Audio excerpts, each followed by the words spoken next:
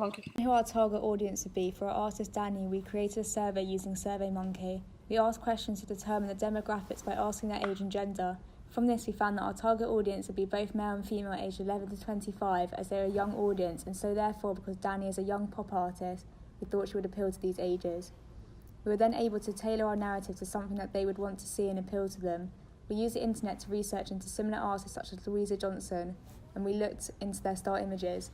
From this, it was clear that these artists did not include the use of instruments in their music videos, as it allowed them to sell themselves rather than their music, and it also emphasises their synthetic pop nature. Therefore, in order to conform to these conventions, we would not include instruments in our music video. Additionally, from looking at the music videos and photos, we saw that these artists wear very bold clothing, which signifies their celebrity status. However, we wanted to make Danny seem relatable to her audiences, and so we dressed her in everyday clothing such as jeans and a denim jacket, but with bright red lipstick, in order to emphasise the idea that she is still a synthetic artist. This shows that Danny's style image is conventional. The storyboard was drawn out carefully using our initial ideas from our group discussions and focus group feedback. We then used our mobile phones to take photos of each frame of the storyboard and then edited this in time with the song. This helped us see how the music video would potentially pan out. After having completed the animatic, we took videos of our target audience giving feedback and concluded that we would need to add another narrative strand and shorten some of the shots in order to create an entertaining music video. The animatic helped us to visualise our music video and give us a good idea of what our finished product would look like. Skills in camera work this year demonstrated the way we had improved, as we weren't matching generic conventions and had more choice over the way we represented our artist.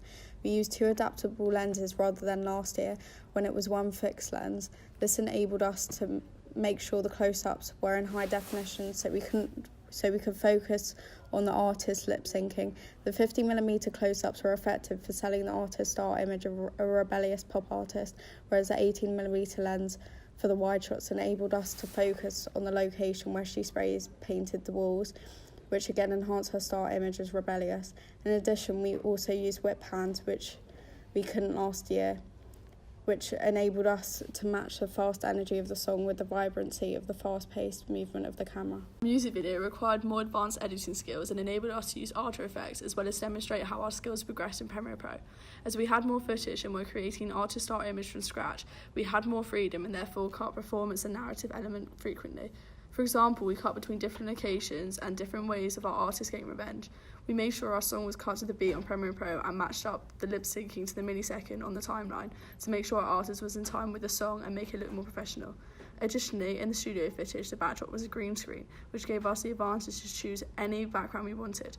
In Adobe After Effects, we inserted a graffiti background, which was relatable to our narrative and helped sell our artists as being more rebellious. Overall, as our music video was discontinued and featured a wider range of shots, and our editing skills were far more developed than last year as we had much more freedom in creating our music video. The storyboard was drawn out carefully using our initial ideas from our group discussions and focus group feedback. We then used our mobile phones to take photos of each frame of the storyboard and then edited this in time with the song. This helped us see how the music video would potentially pan out. After having completed the animatic, we took videos of our target audience giving feedback and concluded that we would need to add another narrative strand and shorten some of the shots in order to create an entertaining music video. The animatic helped us to visualise our music video and give us a good idea of what our finished product would look like.